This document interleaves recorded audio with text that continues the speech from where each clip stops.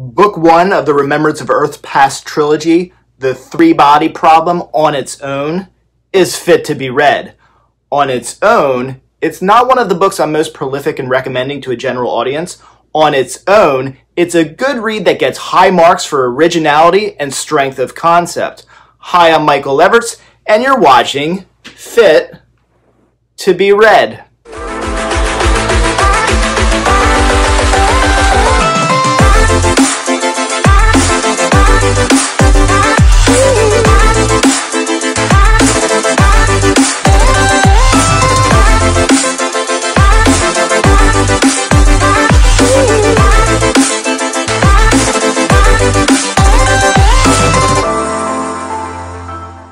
In today's episode of Fit to be Read, I will be reviewing Cixin Liu's Hugo Award-winning novel, The Three-Body Problem.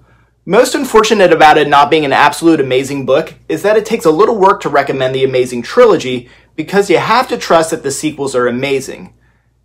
And they are amazing.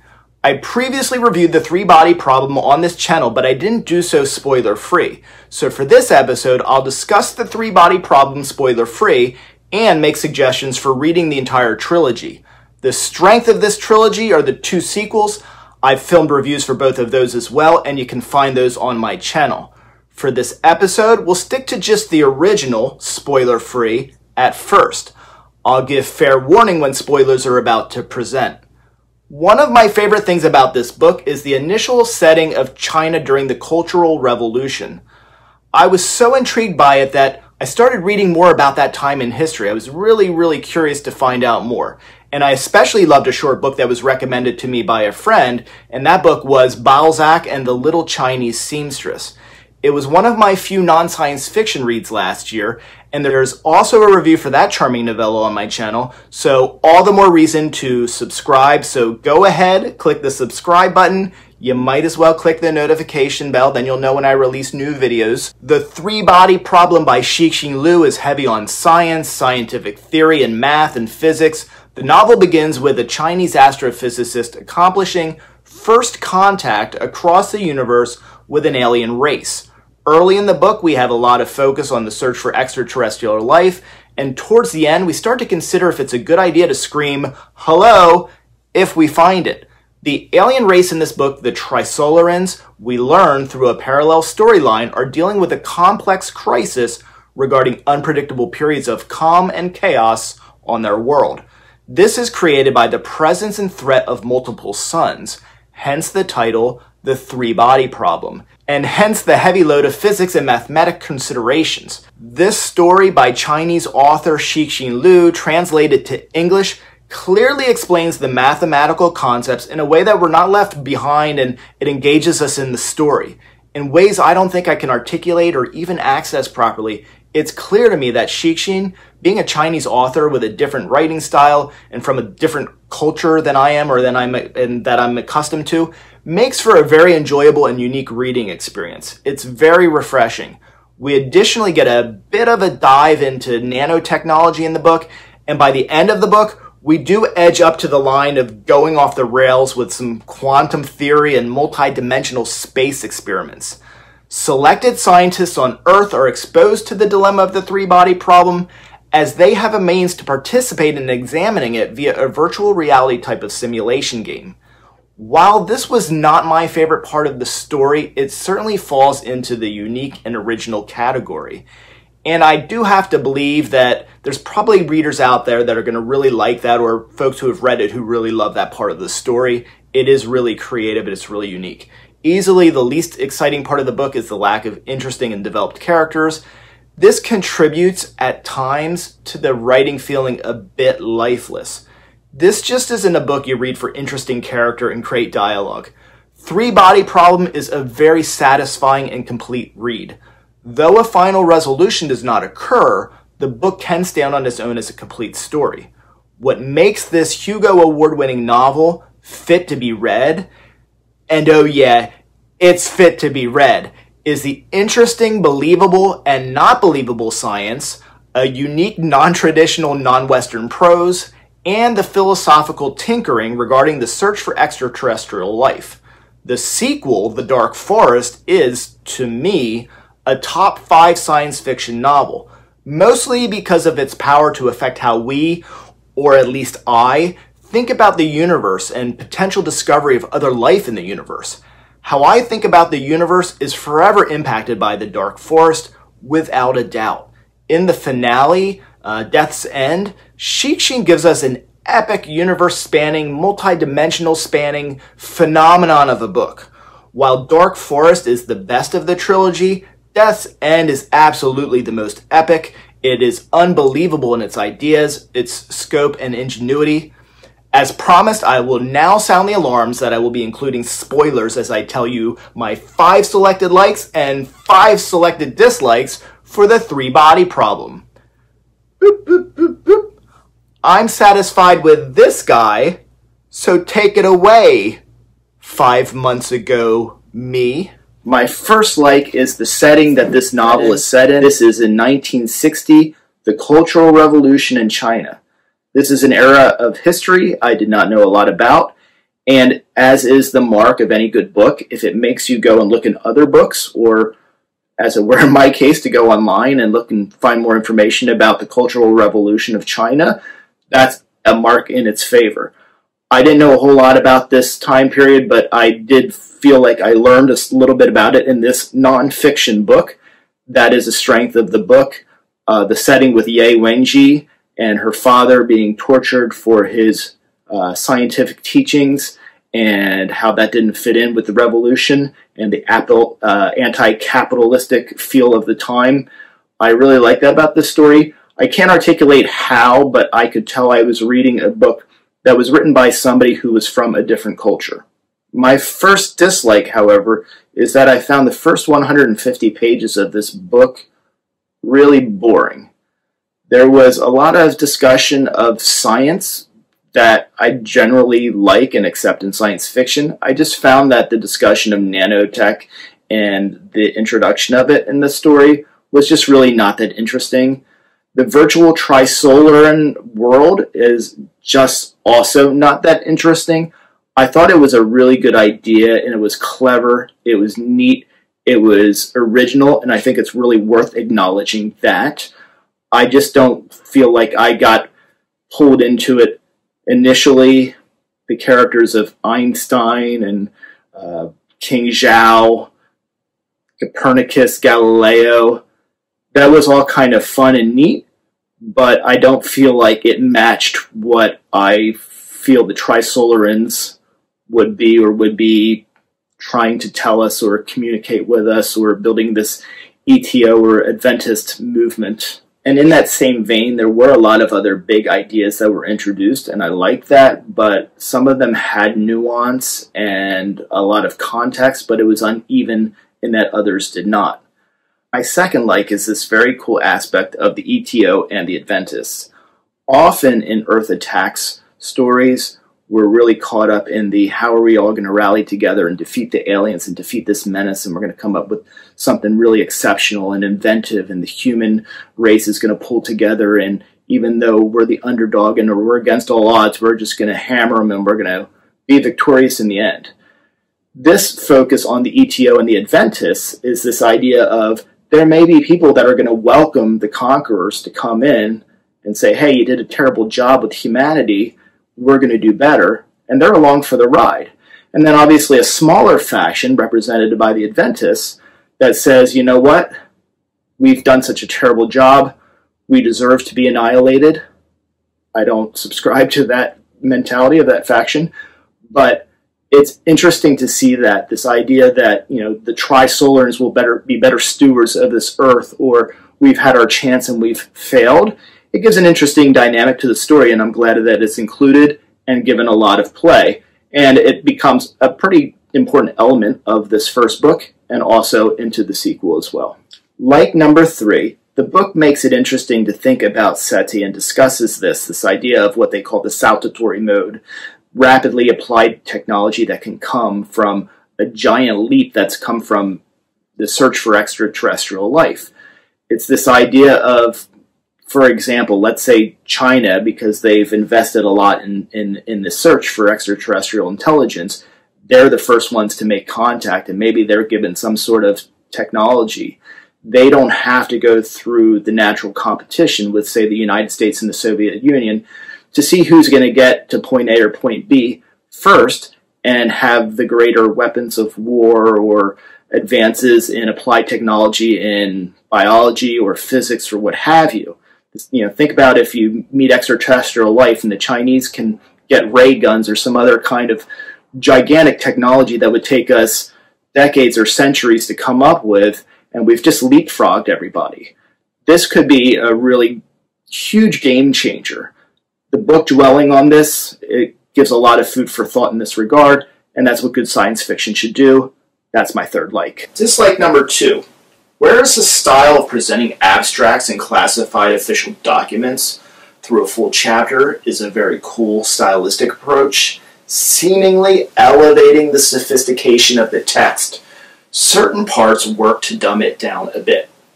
The draft for first contact with ETs, I'll read in a moment, even though scrutinized in the next paragraph, that doesn't redeem it from bringing the text down to a YA level. The book feels like if Lou were to re-edit this part, he might spend a bit of red ink on some of these elements. I'm going to read just a little bit of that first draft and just talk about it a little bit.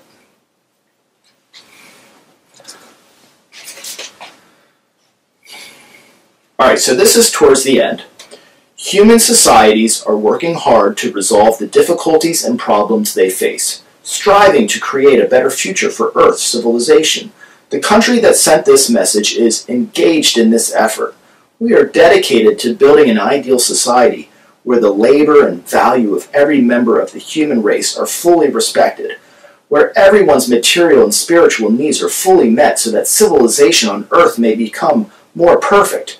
With the best of intentions, we look forward to establishing contact with other civilized societies in the universe. We look forward to working together with you to build a better life in this vast universe. Alright, so this is sort of what I was referring to earlier. Now, granted, this is the first draft. When we get to the fourth draft, it's tightened up a little bit. One of the first things I'll point out here is, going back to what I was saying about this being written by somebody from a different culture, this definitely feels much more like a message we might see written from China than what we would see written from the United States. We are dedicated to building an ideal society where the labor and value of every member of the human race are fully respected. This is so flowery and so over the top. This is what I meant when I say, it feels like a little bit YA. I do think that this could have been tightened up a bit, and getting back into that previous like I was talking about, when we compare this to where we are today, does this sound anything like us? Again, we can exaggerate. We can be effusive about ourselves. But at the same time, we have to have a straight face when we would send something like this out. And, 10 years ago, we might have felt this was sort of believable for that. But right now, I don't see anybody kind of looking at that way. This was not a huge dislike for me. It did not really diminish my enjoyment of the book. I don't think, though, that if I were in a committee where we were coming up with the draft of a message that we're going to send out into the universe for first contact, it's not going to look anything like this. I don't think any adult in the room is going to come up with something that sounds like this. Would they have 10 years ago? I don't think so, but certainly not now. Like number 4, the Chapter 13 approach with the reveal of classified documents about Red Coast in the form of abstracts, including the fourth draft of the extraterrestrial message, while seeming unlikely to me as a message for first contact, the dates, ideals, and shared international spirit that, whether true or not, we all felt reasonable to claim in the 1960s, late 1960s and 1970s, reads like a farce when we sit back and contemplate where we are in 2020. Contrast it with our current political state in the United States and the attacks on science, breeding distrust of the media, and even the sensationalistic nature of the media, and our quick-to-outrage culture. And these priorities of a shared international goal of a better future and a peaceful and a fair Earth feel laughable. I imagine this chapter may be received differently depending which country the reader is in or what culture you're from to some extent. This is also a good device for this point in the series, not just the book, to sort of stake out what is the broad generic statement of who the Earth is or thinks it is, and how as a whole we want to be seen by extraterrestrials, and how from a cosmic sociology standpoint we might interpret how we would consider a first contact or first exposure to extraterrestrials. It's a very profound part in this book for me, and it's not the intention, I don't think, of the book for me to do this, but it was in the book. This was the emotion I felt. Books evoke emotion. I'm doing my 5 likes and 5 dislikes. This was something I liked when I was reading the book. I was reading this part, it felt gimmicky to me. So I thought about putting it as a dislike almost, and I sort of do on my next dislike. But the fact that it made me think it was laughable is not the fault of the author. It's because it's dated. You know, if you read Arthur C. Clarke or Ray Bradbury, there's definitely things, and even Asimov, that feel dated because of the time in which it was written and how time changes.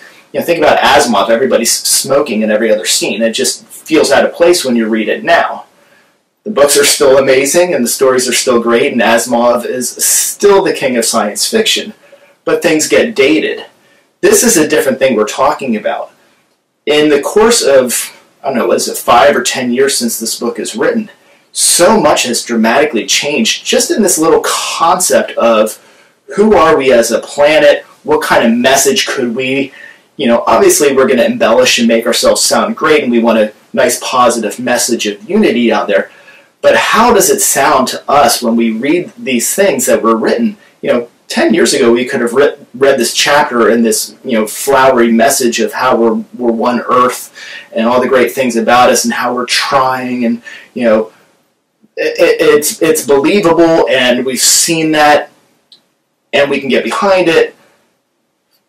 10 years, 5 years removed from all of that, we look at the state of the world today, and I'm not making a political statement, I'm just saying, you know, in reading this book and just on this one thing that we're focusing on, it's really kind of wild to think about how we're not even in agreement on should we listen to scientists, or are scientists just political pawns? And that's a weird, weird time for us to be in right now.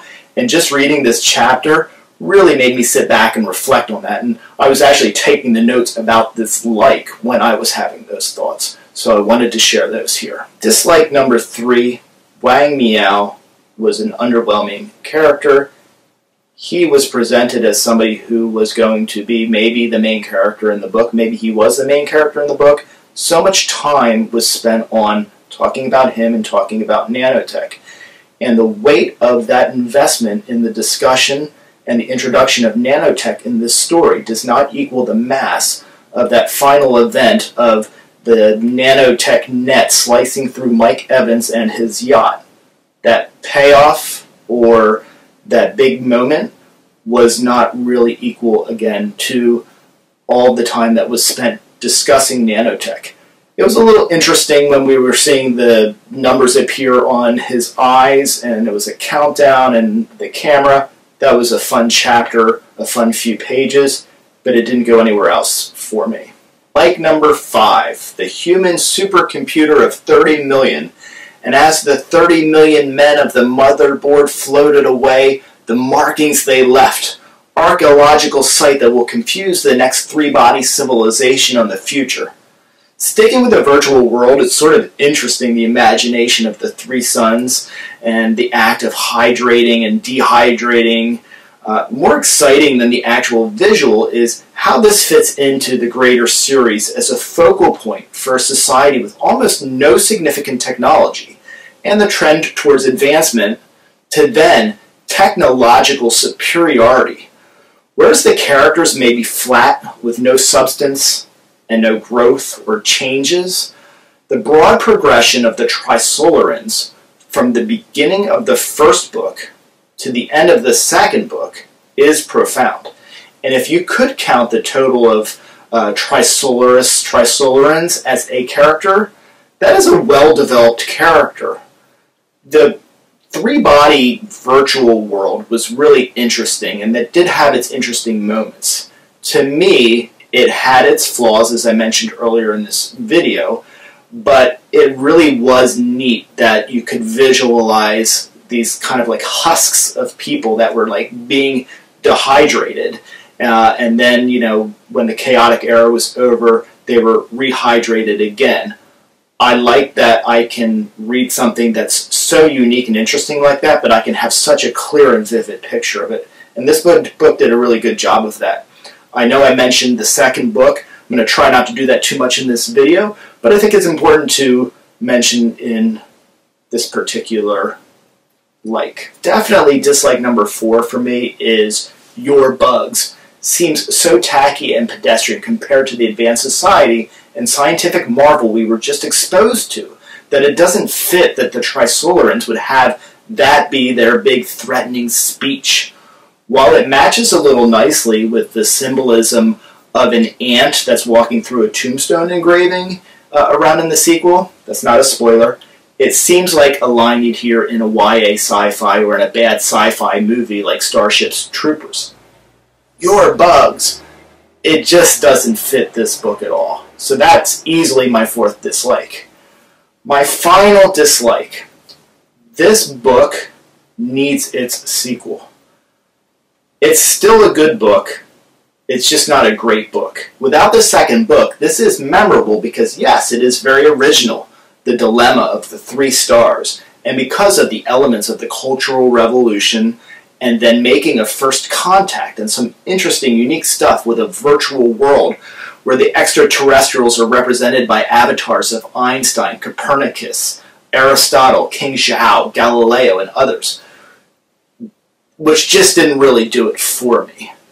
Together with the next book, it all fits nicely together, but I'm going to say this book is fit to be read.